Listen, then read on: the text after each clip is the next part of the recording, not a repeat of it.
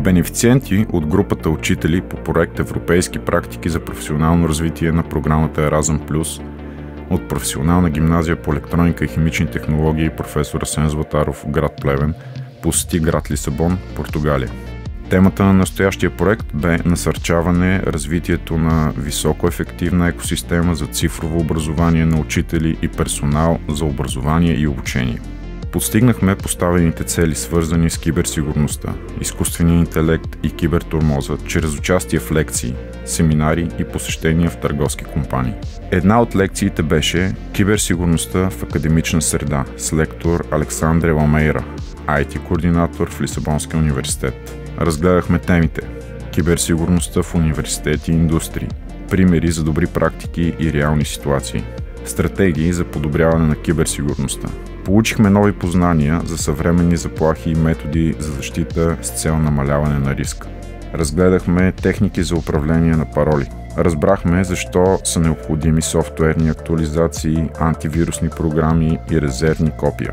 Разгледахме различни облачни услуги в киберсигурността. Видяхме как се защитава онлайн комуникацията и как да направим онлайн защита на ученици и онлайн защита на учители.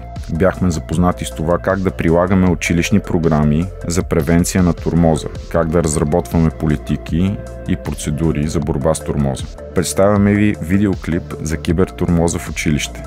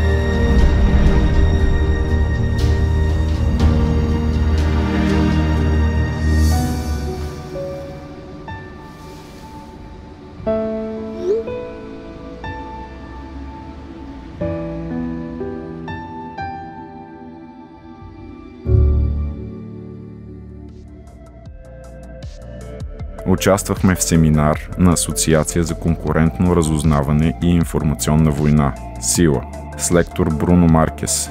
Обсъждахме няколко теми като състояние на киберсигурността в глобален мащаб, тенденции и предизвикателства в киберсигурността, доброто, лошото и злото в киберсигурността.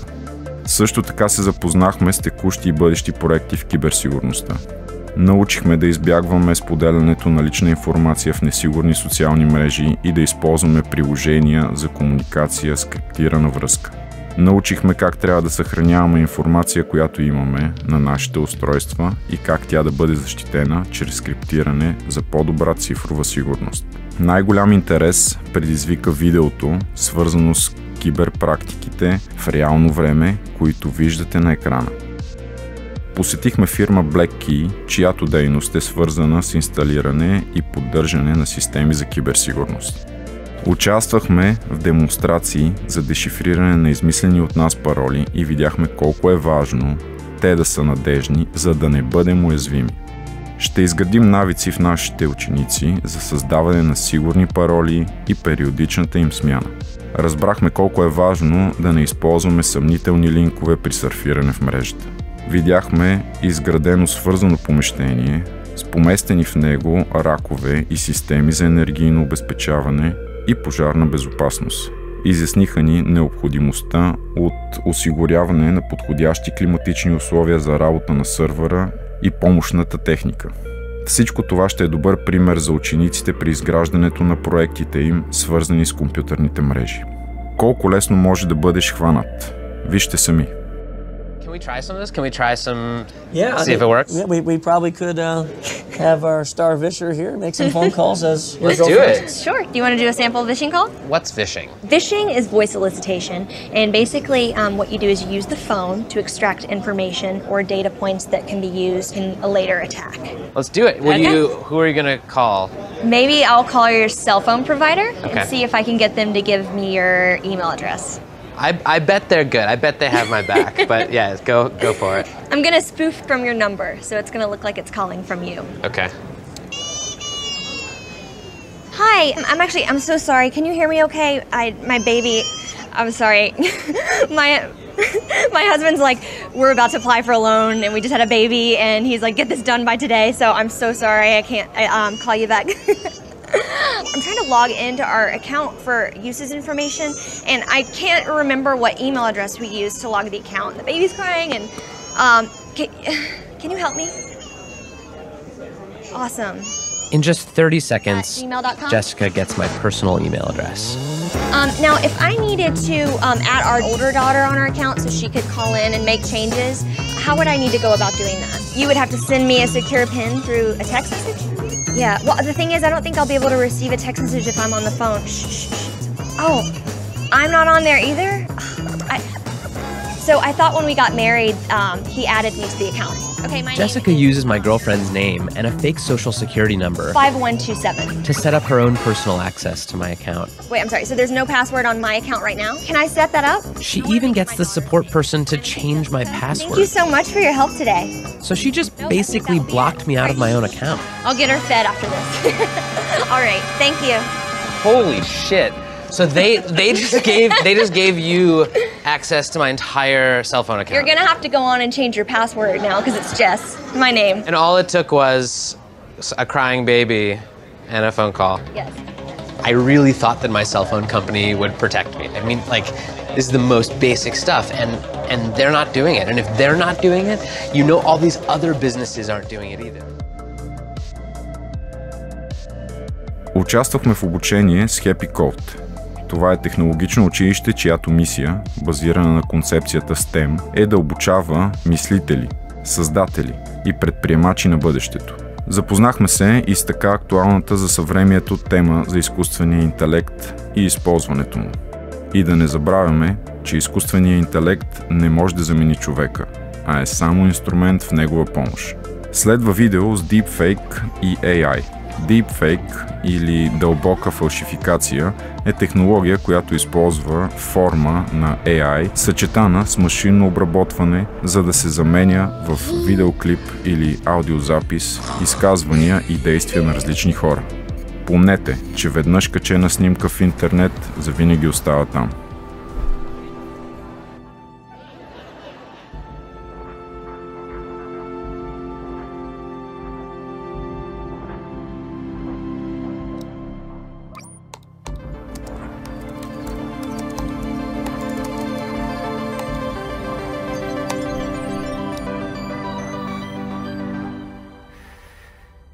Hey Mom, hey Dad. It's me, Ella. Well, a digital version of me. Just a bit older. Amazing what technology can do these days, isn't it? All you need are a couple of pictures, like the ones you share on social media, where they can be taken and used by everybody. I know, for you these pictures are just memories. But for others, they are data. And for me, maybe the beginning of a horrible future. A future where my identity can be stolen just like that. Where I can go to prison for things that I would never do. Imagine my credit score being destroyed, Dad. Or my voice copied to scam you, Mom. Mom, I'm in trouble. I need you to send me money, please. I don't want to become a meme, humiliated by everyone at school. Kill yourself, you fucking loser.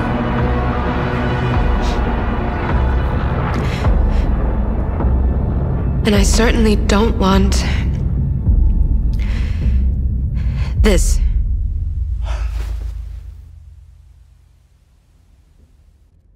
What you share online is like a digital footprint that will follow me around for the rest of my life. I'm telling you this because I know you love me and would never do anything to harm me. So please, Mom, please, Dad, protect my virtual privacy.